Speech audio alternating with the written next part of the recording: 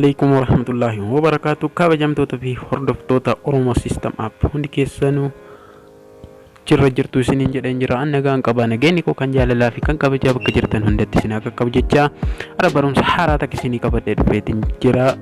Barumsa isinii qabadhee dhufe kun appilikeeshiniin laawuncharii. Laawunchariin bilbila keenyarraa nutti toluu didee yookaan nu hifachiisu taate bilbila keenyarraa qayyarreetiniin itti jijjiira dandeenya jechuudha. Laawuncharii gosa lama isinii qabadhee dhufeetiin jira waan ta'eef tokkoon isinitti agarsiisaa. Warroonni chaanaala kanaaf haaraa taatan subscribe godhaa, mallattoo notification all kan jedhu rakkaadhaatiin dhufaa isiniin jedha. Barumsi kun yoo isinitti tole like share gochuu na jajjabeessaa isiniin jedha. Please chaanaala kana subscribe godha, keessattuu subscribe. Chaanaalli kuniin guddannee ganaa xiqqaa waan ta'eef chaanaala kana guddisaatii irraa baradhaa isiniin jedha. Amma kallattimaan gara barumsaa isin dabarsaa.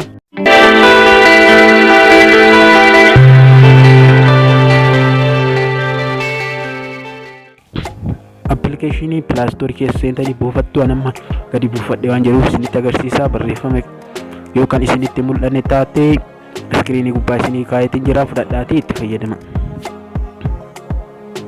Appilikeeshiniin inni tokkoffaan appilikeeshinii laawuncharii isa kana tokkoffaa yoo keessa seentan akkatti keessa seentan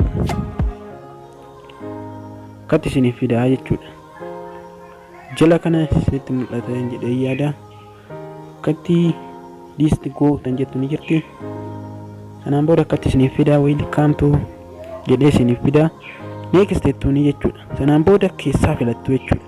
Gosa lama isiniif baasaa, gosa lamaan keessaa filattu jechuudha. Nama kama tokkoffaa kanaa filadhu. Sanaan booda next jedhaan. Asitti immoo appilikeeshiniiwwan backgroundiin isaa adii bifa barbaadan irra kaachuu ni barbaaddu jedhee isin filachiisa. Anamma mee tokkoffaa marra kaadhan barbaadu jedheeni. Asiin ammootu kana barbaaddu jedha. Istaayila kana ammoo kanaan isiniif haa ta'u jedha. An kama tokkoffaati irratti dhiifadha. Next jedhaani. Kanaan booda asii ka ol darbamu immoo gadi tuuxaniitiin ol baafattan barbaadduudha. Ka ol darban barbaadedhaani. Next jedhaani. Sanaan booda humni isaa akkam haa ta'u, guddinni isaa, saayiziin isaa hagam haa ta'u jedha. Ka tokko kanarra kaadha. Sanaan booda next jedhaan. Sanaan booda akkatti isiniif fida kana kamerra jirutti dhiiftanii appilay jettaniini. Sanaan booda deesktop laawunchar kan jedhu kan inni argitu. Sanaan booda laawunchariin isa iddurra jiru kana amma isin hojjechiisaa jiru isa kana waan ta'eef isa kanarra tuuxuu jechuudha. Akkatti geexii tan jettan tuuxanii jechuudha. Sanaan booda akkatti isiniif baasee jechuudha. Akkuma argitan akkatti isiniif baasee jechuudha. Baay'ee namatti appilikeeshinii toruuf jechuudha. Appilikeeshiniin kun buusatii itti fayyadamaa isiniin jedha. Siitingilee hedduu hin qabu. Waan tokko isinitti agarsiisa.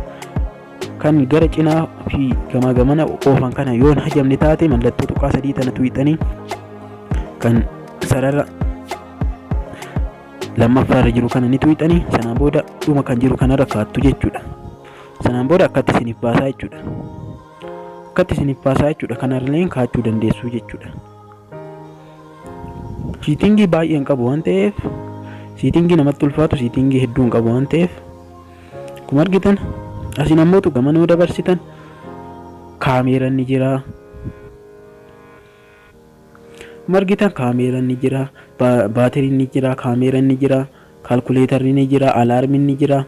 Akkuma argitan waa hedduu jira jechuudha. Asiin ammootu raamii bilbila keessanii laallachuu ni dandeettu, baatirii bilbila keessanii laallachuu ni dandeettu, istooreejii bilbila keessanii kan hafe fi kan qabame laallachuu ni dandeessu. Akkuma argitan waa hedduu jechuudha. Hedduu namatti tolaa jechuudha. Gamana deebiftanii olooftanii appilikeeshinii barbaaddan keessaa filattanii itti ilaaltu jechuudha. Amma gara appilikeeshinii isa lammaffaatti isin dabarsaa.